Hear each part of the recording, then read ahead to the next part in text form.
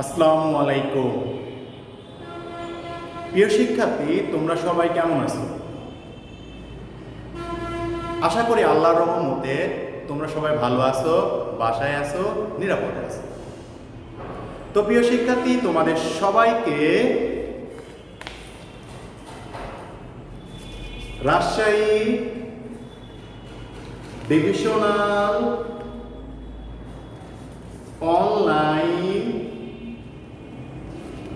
School কর্তৃক পরিচালিত আমার ঘরে আমার স্কুলে শুভেচ্ছা ও স্বাগত। আমি মোহাম্মদ সাইদুল ইসলাম সায়েদ, সহকারী শিক্ষক, ইমাম Ghazali girls school and college, Pabna. তো প্রিয় শিক্ষার্থী, আজকে আমি নবম দশম শ্রেণীর হিসাব বিজ্ঞান এর পঞ্চম অধ্যায় অর্থাৎ হিসাব নিয়ে তোমাদের সাথে আলোচনা করব এবং প্রয়োজনীয় সমস্যা সমাধান করব ইনশাআল্লাহ। প্রিয় শিক্ষার্থী, তোমরা কিন্তু অবশ্যই খাতা কলম নিয়ে আমার সাথে সরাসরি ক্লাসে সম্পৃক্ত। তো প্রিয় শিক্ষার্থী, চলো আমরা আমাদের ক্লাসটা শুরু করি। হিসাব আমাদের দেখো পঞ্চম অধ্যায়ে ফার্স্টে আছে হিসাব। প্রিয় শিক্ষার্থী, বলতে পারবা হিসাব কি? হ্যাঁ, ঠিক বলছো। হিসাব হলো কি লেনদেনগুলোকে শ্রেণীবিন্যাস করে, লেনদেনগুলোকে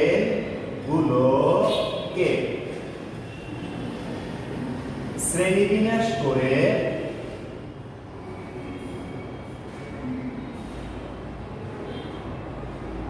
পৃথক পৃথক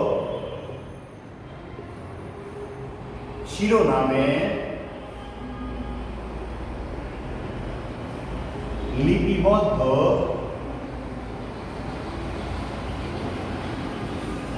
করাকে হিসাব বলে। প্রিয় শিক্ষার্থী, তোমাদের উত্তরের সাথে মেলে কিনা? যে লেনদেনগুলোকে শ্রেণীবিন্যাস করে পৃথক পৃথক শিরোনামে লিপিবদ্ধ করাকে মূলত কি বলে? হিসাব। তো প্রিয় শিক্ষার্থী, আমরা হিসাব কি তা জানব। তাহলে হিসাব কত প্রকার তা আমাদের জানতে হবে। হ্যাঁ, হিসাব কত প্রকার জানতে গেলে আমাদের ফার্স্টে হিসাব সমীকরণটা জানতে হবে। প্রিয় শিক্ষার্থী, আমরা হিসাব সমীকরণটা জানি কি? হিসাব সমীকরণ কি বলুন প্রিয় শিক্ষার্থী? হ্যাঁ, ঠিক বলছো। হিসাব সমীকরণ হলো সম্পদ সমান সমান দায় প্লাস মালিকানা শর্ত।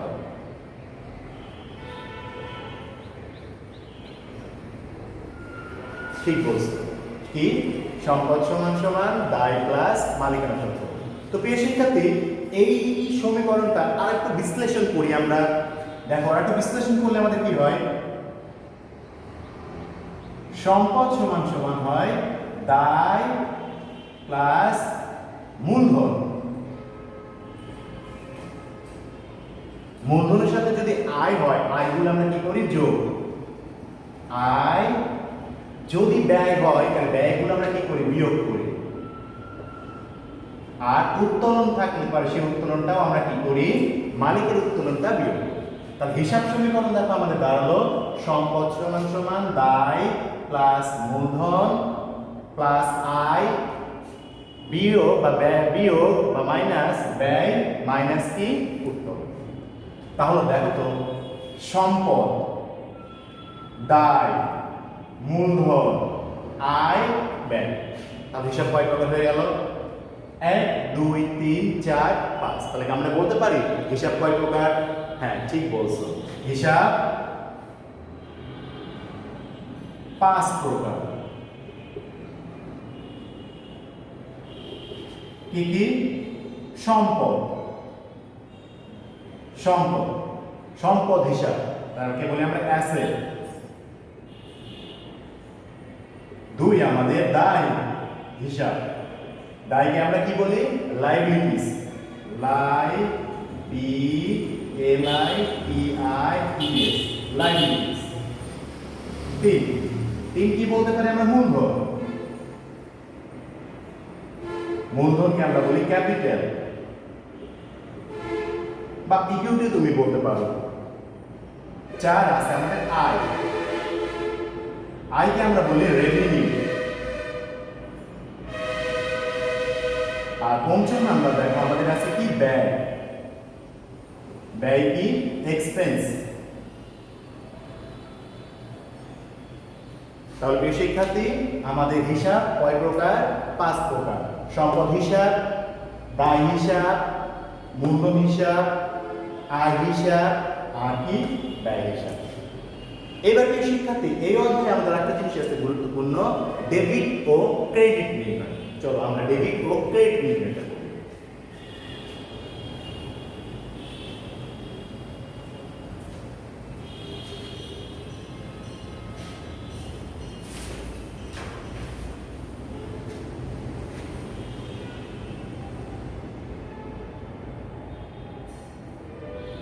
ডেবিট ও ক্রেডিট নির্ণয়।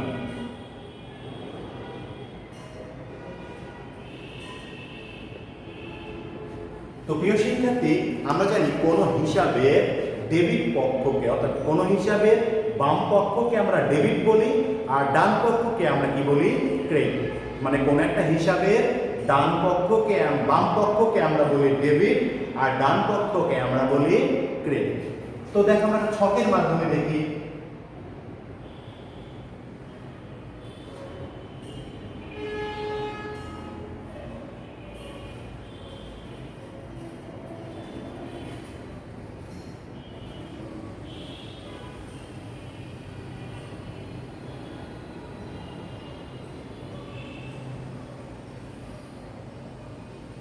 দেখো প্রিয় শিক্ষার্থী, এটা আমাদের ডেবিট, অর্থাৎ বাম পক্ষটা ডেবিট আর ডান পক্ষটা ক্রেডিট।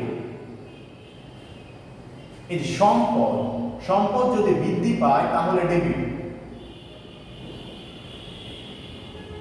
সম্পদ যদি বৃদ্ধি পায় তাহলে ডেবিট। তাহলে সম্পদ হ্রাস পেলে কি হবে?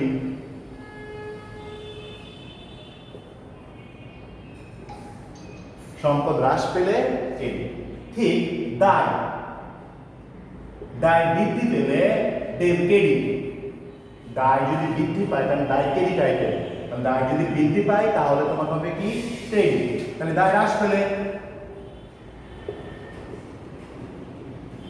তাহলে দায় হ্রাস পেলে কি হবে? ডেবিট। ঠিক একইভাবে মালিকানা সত্ত্ব,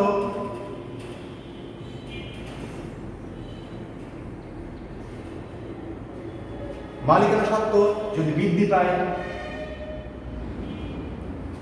মালিকানা সত্ত্ব বৃদ্ধি পেলে ক্রেডিট, তাহলে মালিকানা সত্ত্ব হ্রাস পেলে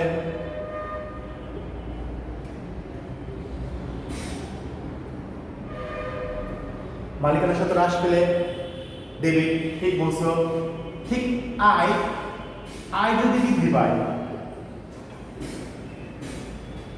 আয় বৃদ্ধি পেলে তাহলে তোমার কি হবে? ক্রেডিট। আর আয় হ্রাস পেলে, আয় হ্রাস পেলে কি হবে? ডেবিট। ব্যয়, ব্যয় বৃদ্ধি পেলে, ব্যয় বৃদ্ধি পেলে ডেবিট, ব্যয় হ্রাস পেলে কি হবে? দেখো আবার প্রিয় শিক্ষার্থী, সম্পদ বৃদ্ধি পেলে ডেবিট, সম্পদ হ্রাস পেলে, দায় হ্রাস পেলে ডেবিট, দায় বৃদ্ধি পেলে ক্রেডিট, মালিকানা সত্ত্ব হ্রাস পেলে ডেবিট আর মালিকানা সত্ত্ব বৃদ্ধি পেলে ক্রেডিট, আয় হ্রাস পেলে ডেবিট, আয় বৃদ্ধি পেলে ক্রেডিট, ব্যয় বৃদ্ধি পেলে ডেবিট আর ব্যয় হ্রাস পেলে ক্রেডিট। তো প্রিয় শিক্ষার্থী, চলো আমরা আমাদের আলোচনার প্রেক্ষিতে আমাদের এই অঙ্কটা সমাধান করি।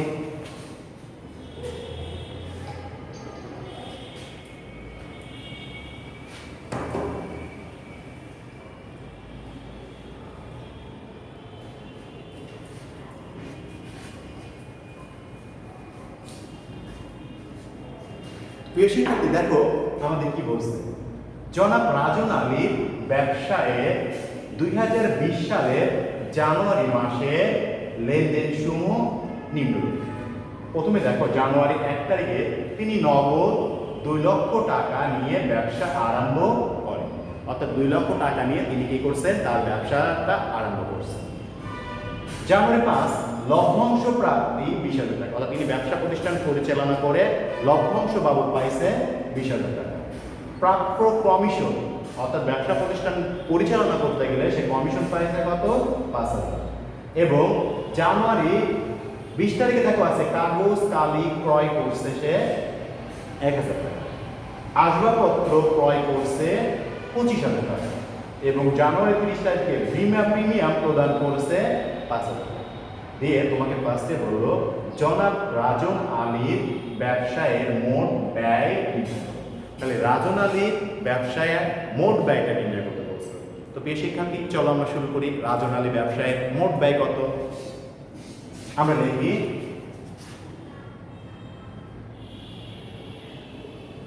রাজন আলী ব্যবসায়ের মোট ব্যয়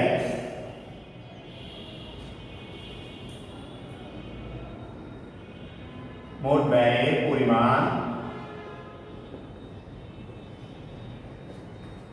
নির্ণয় করা হলো।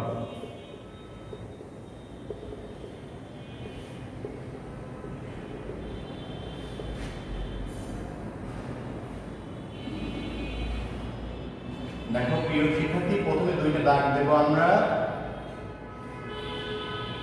নিচ থেকে দাগ দেব একটা, দিয়ে দুইটা টাকা ঘর দেব আমরা, এদিকে একটা তারিখের ঘর দেব আর বিবরণ। তাহলে আমাদের দাঁড়ালো তারিখ, বিবরণ, টাকা, টাকা। তো প্রিয় শিক্ষার্থী, দেখে আমাদের রাজনের ব্যয় কি ছিল। দেখো, রাজন 1 তারিখে নগদ 2 লক্ষ টাকা নিয়ে ব্যবসা আরম্ভ করছে। অবশ্যই এটা তার ব্যয় না, তার নগদ আর মূলধন। লভ্যাংশ পাইছো, তাই এটা ব্যয় না। কমিশন পাইছো, ব্যয় না। কিন্তু কাগজ কালি ক্রয় করছে, কাগজ কালি ক্রয় করার কারণে এবং দৈনন্দিন এই কাজটা হয়, তাই এটা কি ব্যয়, এবং বারবার এটা সংগঠিত হয়। তাহলে কাগজ কালি ক্রয় কয় তারিখে আমাদের দেখো, 20 তারিখে জানুয়ারি। কাগজ ও কালি ক্রয়,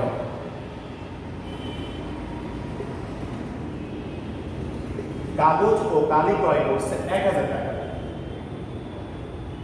আর দেখো 30 তারিখে বীমা প্রিমিয়াম প্রদান করছে, বীমা প্রিমিয়ামটাও ব্যয়। তাহলে ব্যয় কত টাকা করছে, 5,000 টাকা। তাহলে জানুয়ারি 30 বীমা প্রিমিয়াম প্রদান, বীমা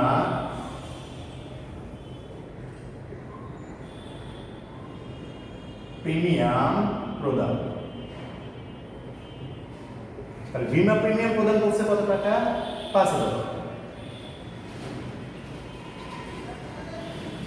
এখন এই দুটোই আমাদের ব্যয় আছে, যোগ করলে কত টাকা হবে আমাদের, 6,000 টাকা। তাহলে রাজন আলীর ব্যবসায়ে মোট ব্যয়ের পরিমাণ কত, 6,000 টাকা। তো প্রিয় শিক্ষার্থী, আমরা দেখি কি বলছে, যে রাজন আলীর লেনদেনগুলো 1 থেকে 23 তারিখ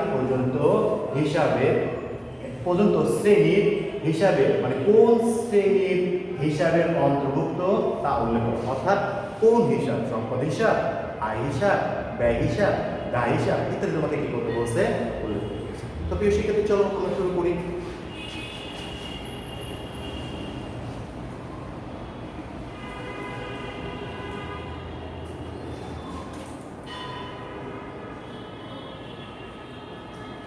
এক থেকে 23 তারিখ পর্যন্ত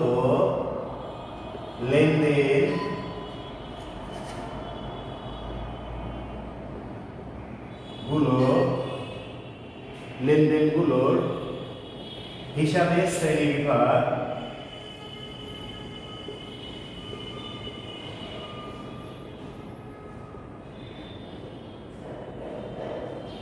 নির্ণয় করা। এই 1 থেকে 23 তারিখ পর্যন্ত লেনদেনগুলোর হিসাবের শ্রেণীবিভাগ উল্লেখ করা, নির্ণয় করা হবে। তো আমরা শুরু করি।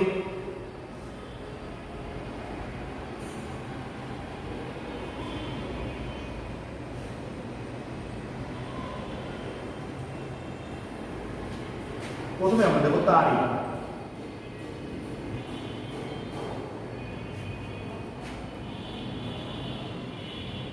তারপর সংশ্লিষ্ট হিসাবের শ্রেণী। সংশ্লিষ্ট হিসাব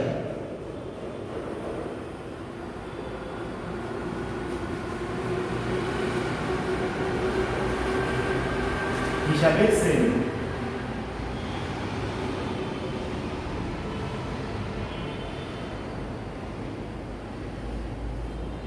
তো প্রিয় শিক্ষার্থী, আমাদের জানুয়ারি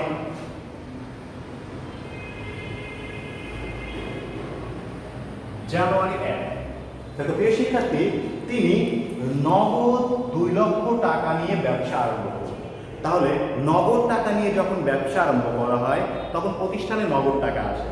তাহলে প্রতিষ্ঠানে নগদ টাকা আসলে প্রতিষ্ঠানে নগদ বাড়বে। তাহলে নগদ বাড়লে পারে আমরা বলছি নগদ বৃদ্ধি পেলে বা সম্পদ বৃদ্ধি পেলে ডেবিট, তাহলে নগদান ডেবিট। আর প্রতিষ্ঠানের শুরুতে মালিক যা কিছু দেয় সেটাই হলো। তাহলে আমাদের দাঁড়ালো কি নগদান হিসাব, যেহেতু প্রতিষ্ঠানের নগদ টাকা আসতেছে, আর মূলধন হিসাব।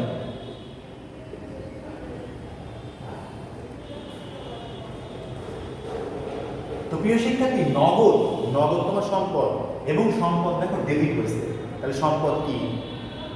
নগদ তোমার সম্পদ বাঁচবে হিসাব না, তাই এখানে সম্পদ হিসাব। অপরদিকে মূলধন আমাদের কি হিসাব? অবশ্যই মালিকানা হিসাব। মালিকানা হিসাব, মালিকানা সত্ত্ব হিসাব।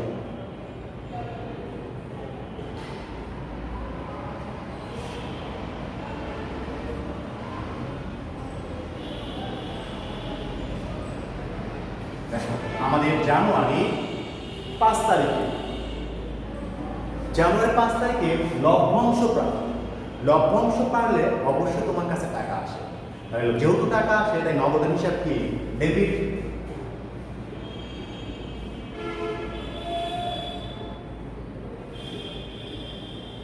নগদান হিসাব। আর টাকাটা আসলো কেন পাইলে তুমি? অবশ্যই লভ্যাংশ পাইছো, তাই লভ্যাংশ হিসাব।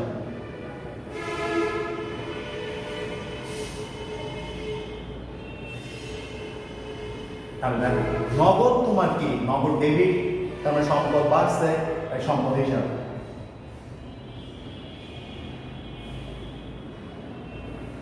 অপরদিকে লভ্যাংশটা তোমার কি? আয়। তাহলে কি হবে? আয় হিসাব, যা মালিকানা সত্ত্বকে বাড়িয়ে দেয়।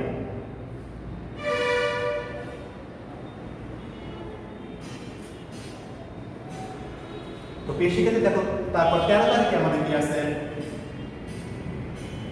জানুয়ারি 13 তারিখে দেখা বলছে প্রাপ্য কমিশন।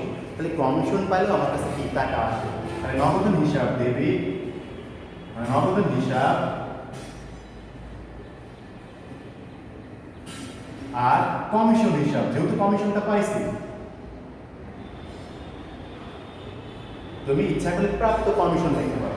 তাহলে অবশ্যই আগেরটার মতোই নগদ সম্পদ হিসাব।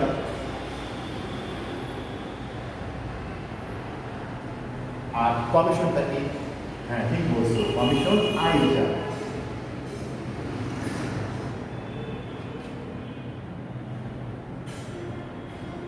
তো বেশিক্ষেত্রে তারপরে দেখো আমাদের কি আছে? 20 নাম্বার। 20 তারিখে কাগজ ও কালি ক্রয় করছো। তাহলে কাগজ ও কালি ক্রয় করলে এগুলোকে আমরা মণিহারের ভিতরে দিই। তাহলে মণিহার হিসাব ডেবিট।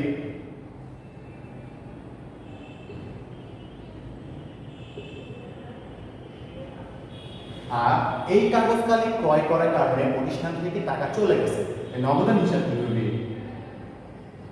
ক্লেম। দেখো তো মণিহারি, মণিহারিতে এক ধরনের কি কাগজ কালি, এক ধরনের ব্যয়, তাই এটার নাম হবে ব্যয় হিসাব। আর অপরদিকে নগদ, নগদ থাকলে আমাদের সেটা সম্পদ হিসাব।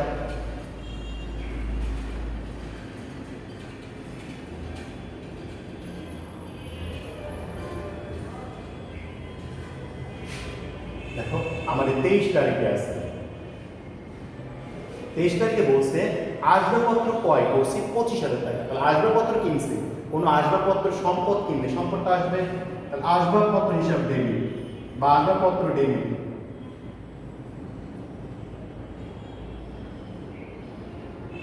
অপরদিকে আসবাবপত্র কেনার কারণে নগদ টাকা চলে গেছে, তাই নগদের হিসাব ক্রেডিট। তো বেশি থেকে আসবাবপত্র এটা কি তোমার সম্পদ, তাহলে সম্পদ হিসাব। অপরদিকে নগদ এটাও তোমার সম্পদ।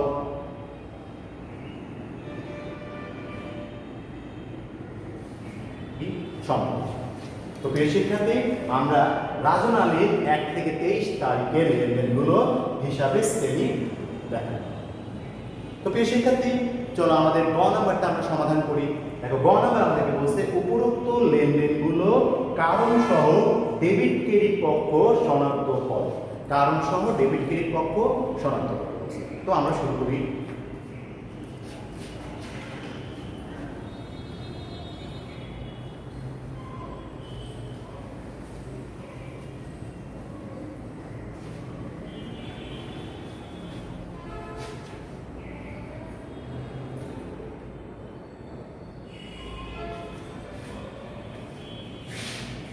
কারণ সহ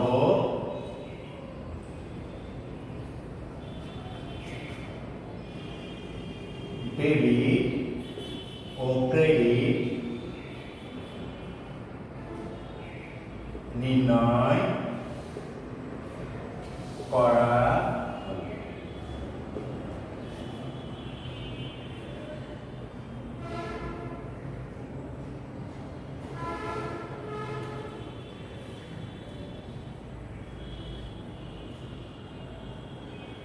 ফার্স্টে আমাদের তারিখ,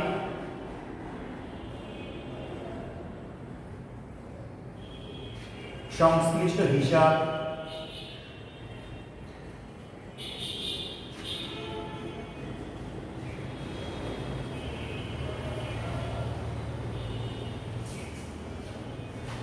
ডেবিট ক্রেডিট,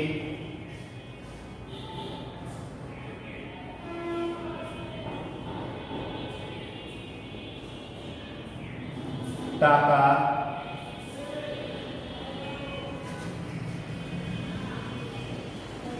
আর আমাদের কাজ।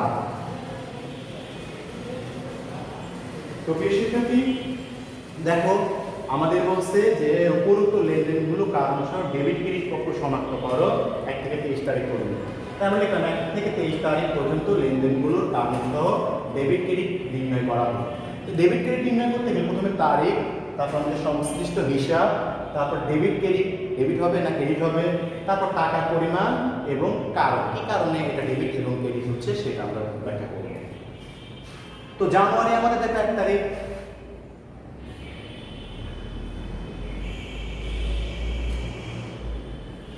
সেক্ষেত্রে জানুয়ারি 1 তারিখে বলছে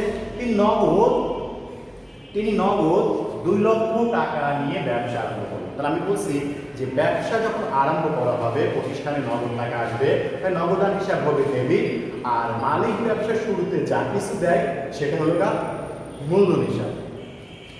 তাহলে আমরা লিখতে পারি নগদান হিসাব,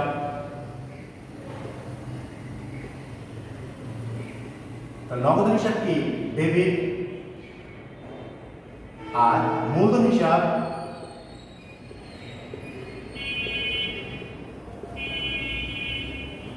ক্রেডিট। তাহলে টাকা ছিল আমাদের 2 লক্ষ টাকা,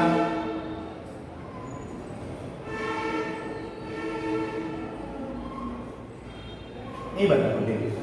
আমরা জানি দেখো সম্পদ বৃদ্ধি পাচ্ছে, তাহলে সম্পদ এখানে বৃদ্ধি, তাহলে আমরা কি বলতে পারি সম্পদকে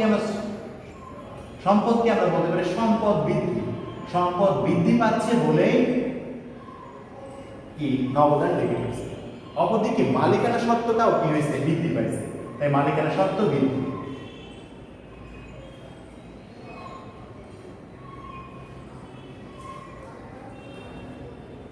মালিকানা সত্ত্ব বৃদ্ধি।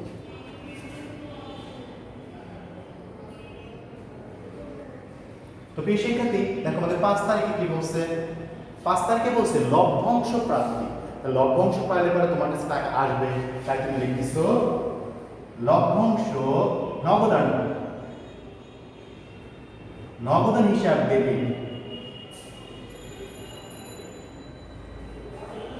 নগদান হিসাব ডেবিট। কারণ নগদান ডেবিট, নগদটা বাড়লো কেন? অবশ্যই লভ্যাংশের জন্য, লভ্যাংশ হিসাব।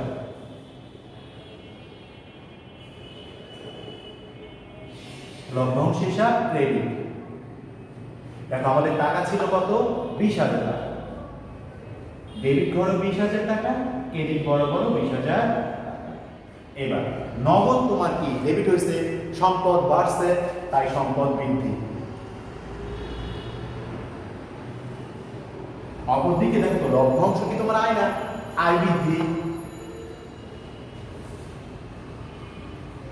তুমি এখানে কিন্তু মালিকানা সত্ত্বটা বাড়া দিতে পারো, মালিকানা সত্ত্ব বৃদ্ধি। অর্থাৎ আয় বাড়লে তো মালিকানা বাড়বে, তাহলে তুমি দুইটাই লিখতে পারো, যে আয় বৃদ্ধি অথবা মালিকানা সত্ত্ব বৃদ্ধি, যে কোনো একটা লিখতেই হবে। তবে আমরা আয় বৃদ্ধিটাই লিখতাম, যেহেতু আয় বাড়ছে।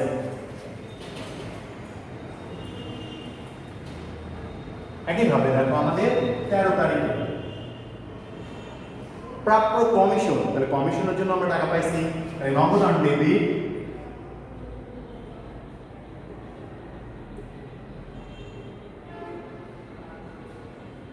আর প্রাপ্য কমিশন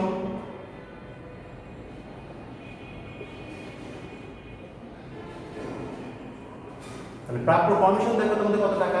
5,000 টাকা। এই কমিশনটা ক্রেডিট।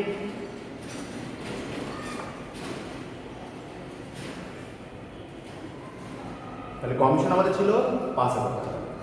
তো প্রিয় শিক্ষার্থী, নগদ বাড়ছে, তার সম্পদ বা বৃদ্ধি পাইছে, সম্পদ বৃদ্ধি। অপরদিকে প্রাপ্য কমিশনটা কি তোমার আয়, আয় বৃদ্ধি। আয় বৃদ্ধি মানে হলো গা মালিকানা সত্ত্ব বৃদ্ধি।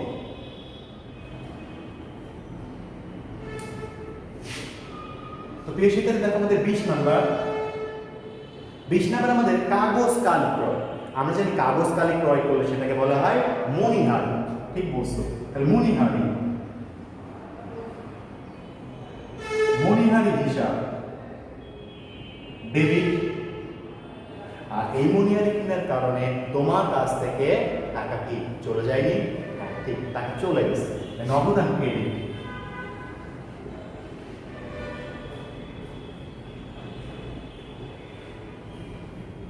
তো বেশ ক্ষেত্রে মণিহারিটা কি? অবশ্যই মণিহারিটা তোমার কি ব্যয়।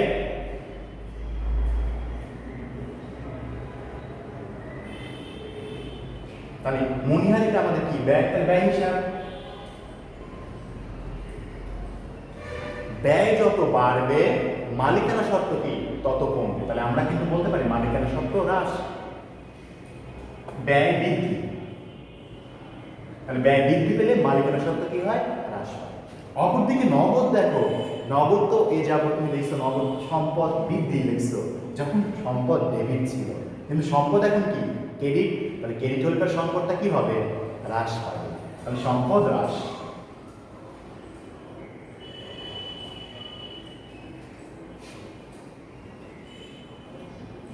প্রিয় শিক্ষার্থী দেখো আমাদের 20 নাম্বার 23 নাম্বারটা কি বলছে?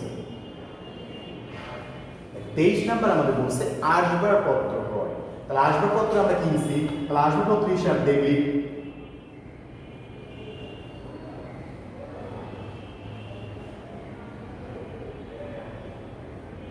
অপরদিকে এই আসবাবপত্র কেনার কারণে তোমার কাছ থেকে টাকা চলে গেছে, তাই নগদান হিসাব ক্রেডিট।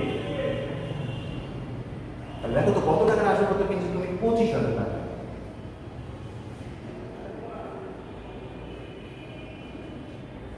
বলো তো আসবাবপত্র তোমার সম্পদ, সম্পদ ডেবিট হয়েছে, তাহলে ডেবিট হলে সম্পদ বৃদ্ধি, সম্পদ বৃদ্ধি। দেখো এই আসবাবপত্র নামক সম্পদ কিনতে যে তোমার নগদ নামক সম্পদ কি হচ্ছে, চলে যাচ্ছে তোমার কাছ থেকে, তারপর নগদ টাকা হ্রাস পাচ্ছে, তাহলে সম্পদ হ্রাস।